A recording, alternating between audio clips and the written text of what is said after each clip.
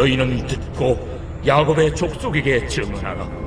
내가 이스라엘의 모든 죄를 보응하는 날에 베델의 제단들을 벌하여 그 제단의 뿔들을 꺾어 땅에 떨어뜨리고 겨울궁과 여름궁을 치리니 상하궁들이 파괴되며 큰 궁들이 무너지리라. 여호와의 말씀입니다. 샬롬, 평안하셨습니까? 오늘은 아모스 13강, 지난 시간에 다 다루지 못한 주제 사마리아의 죄와 형벌 나머지 부분을 살펴보도록 하겠습니다. 9절에서 12절의 내용 기억하십니까? 하나님은 폭력의 도시 아스돗과 이스라엘을 억압했던 애굽을 증인으로 부르셨습니다. 그래서 사마리아가 어느 정도 타락했는지를 드러내었습니다. 휘황찬란한 그들의 궁궐들은 권력자들에게 성공의 상징이었습니다. 난공불락의 성곽은 지도자들에게는 가장 안전한 장치였습니다. 또한 종교 지도자들에게는 하나님의 구원의 증거들이었습니다. 하지만 하나님은 폭력으로 쌓아올린 죄악이라 하시며 구원받을 것이라 외치는데 좋다. 사자가 뱉어낸 뼈조각 정도로 구원받을 것이다. 곧 멸망받을 수밖에 없다 말씀하셨습니다. 이렇게 사마리아 죄를 드러내신 하나님은 13절에 다시 한번 이스라엘의 죄악들을 숨김없이 드러내길 원하시는 하나님 자신의 마음을 표현합니다. 너희들이란 바로 아스돗과 애굽을 말합니다. 마치 법정에 사마리아를 불러내어 피고로 세우고 검사가 된 하나님께서 아스돗과 애굽이라는 세상 사람들이 사마리아의 죄악에 대해 증언해 주길 바라고 있는 모습입니다. 이들의 죄를 14절과 15절에 선명하게 표현합니다. 베델의 제단과 상하로 치장한 겨울궁과 여름궁들이 이스라엘의 죄를 가리키는 증거들입니다.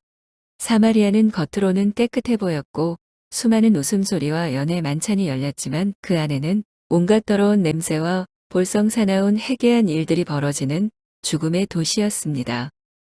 하나님의 집이라는 베델은 오랜 전통과 명성을 등에 업고 사람들의 영혼을 혼란스럽게 하고 종교적 미명 아래 그들을 착취했습니다.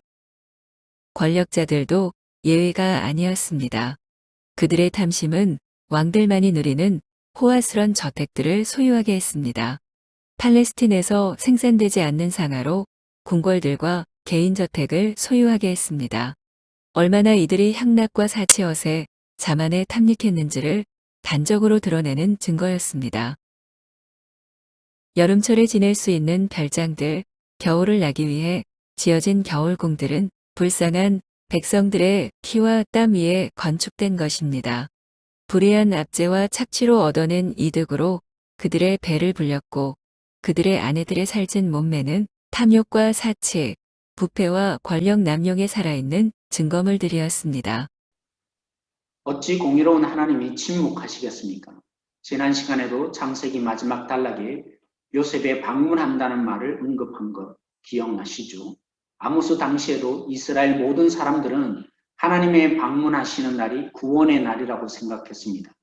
하나님의 방문으로 출애굽이 일어났듯이 하나님의 방문하심으로 이방인의 압제로부터 구출해 주시기를 예수님 시대까지도 팽배한 소망이었습니다. 이런 희망의 메시지가 그들의 삶에 어떻게 작동했습니까? 그들이 주님 앞에 살아가는 원동력이 아니었습니다. 부적처럼 되어서 6일 동안 어떻게 살았든지 상관없이 하나님이 오셔서 축복하실 거라 생각했습니다.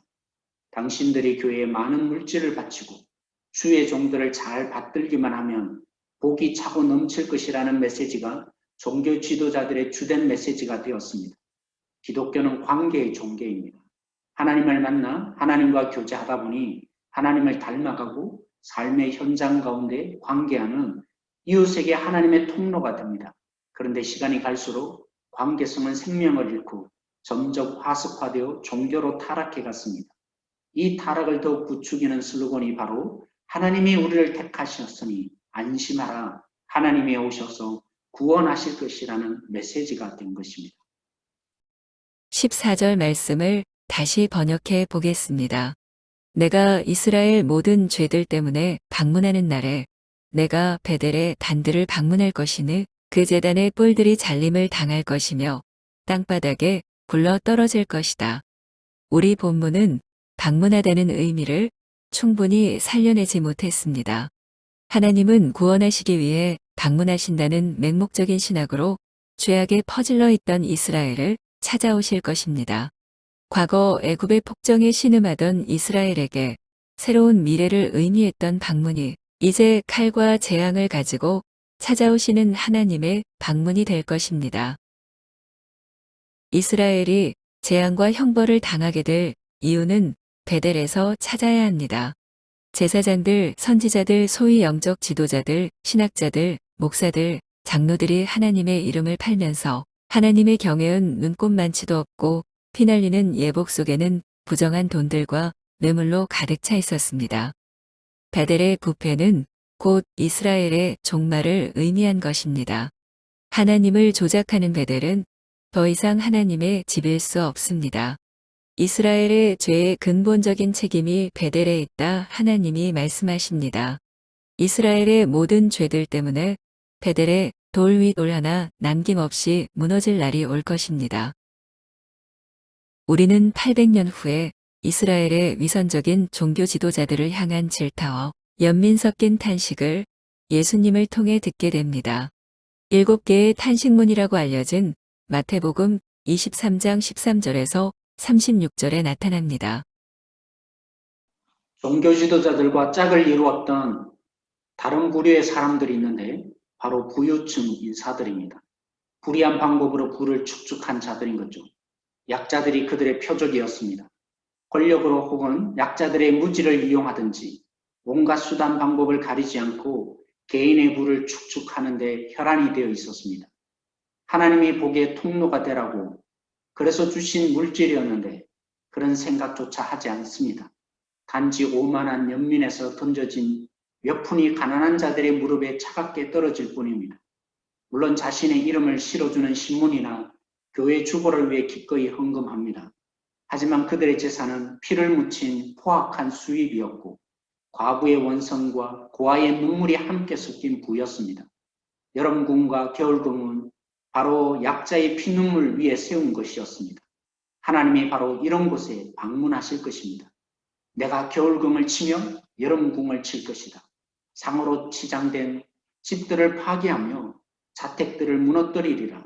성소와 궁궐로 대변하는 이스라엘 사회의 불의는 하나님의 오래 참으심이라는 다리를 건너가게 만들었습니다. 이제 하나님이 전혀 예측하지 못한 방식으로 이스라엘을 찾아오실 것입니다.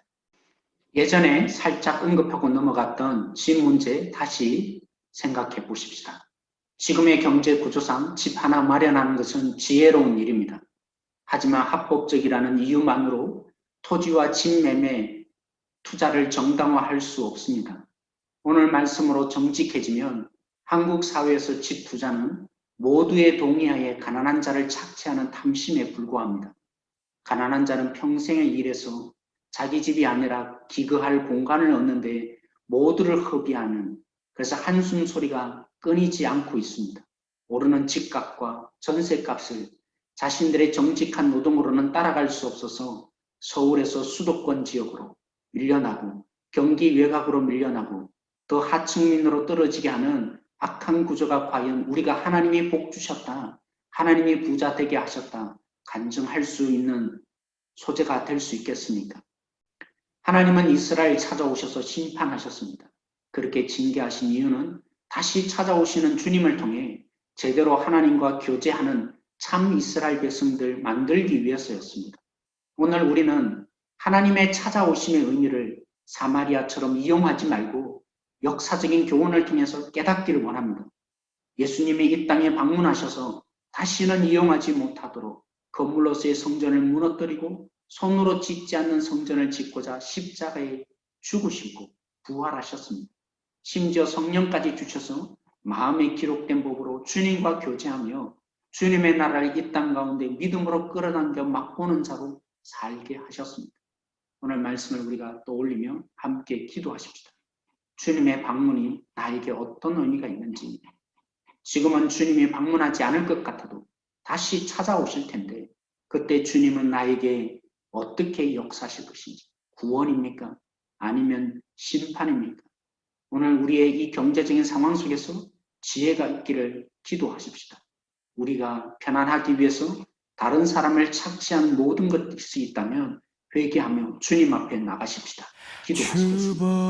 하나님, 오늘 이 시간에 날 기도하옵소서. 정결케 하고 하나님, 다시 오실 주님 주보여 하나님 위한 자리가 되어지기 날 자유케 오늘도 우리 가운데 역사하시고 하나님이 기다리시는 주 이 앞에 마지막 나 예배하는 이 시간 나의 모든 것을 주께 드리네. 주의 손 날 위에 지키셨고 주의 발 날 위에 박히셨으니 이제는 내가 사는 것이 아니요 오직 주를 위해 사는 것이라.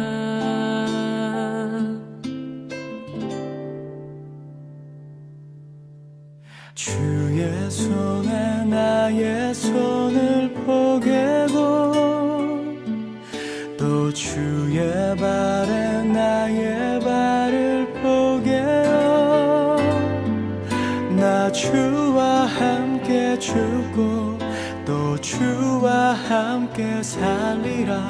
영원토록 주 위에 살리라.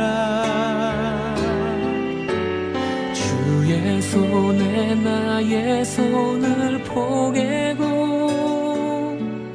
또 주의 발에 나의 발을 포개어 나 주와 함께 죽고 또 주와 함께 살리라. 영원토록 주 위에 살리라. 주 위에 살리라.